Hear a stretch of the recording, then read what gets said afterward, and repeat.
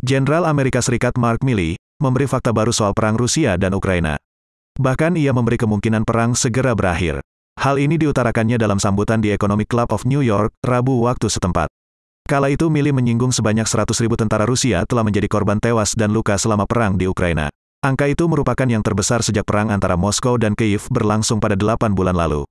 Dengan jumlah ini, ada peluang untuk pembicaraan tentang mengakhiri perang. Lebih dari 100.000 tentara Rusia tewas dan terluka. Harus ada pengakuan bersama bahwa kemenangan militer mungkin dalam arti sebenarnya sudah tidak dapat dicapai melalui cara militer oleh militer Rusia, dan oleh karena itu Rusia perlu beralih ke cara lain.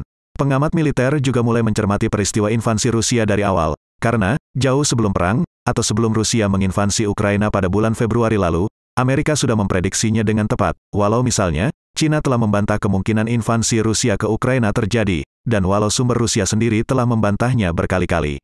Namun Amerika tetap mengatakan, Rusia akan menginvasi Ukraina. Dan akhirnya hal itu terjadi sesuai prediksi Amerika.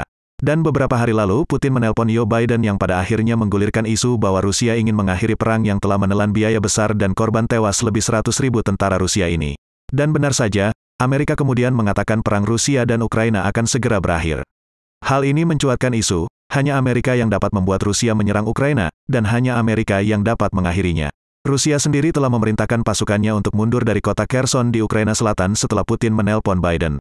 Kota ini merupakan salah satu daerah kunci yang didapatkan Rusia melalui referendum.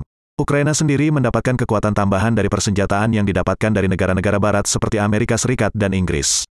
Salah satu rudal yang diberikan Amerika, HIMARS, bahkan disebut berhasil membantu Kyiv untuk merebut kembali wilayah di sekitar Kherson.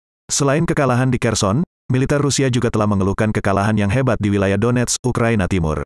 Disebutkan bahkan 300 pasukan elit Moskow yang tergabung dalam Brigade ke-155 Marinir Armada Pasifik Rusia telah tewas sia-sia dalam perang di wilayah itu. Fakta ini sangat sulit disembunyikan, karena beberapa sumber militer Rusia sendiri telah mengakuinya dengan jujur.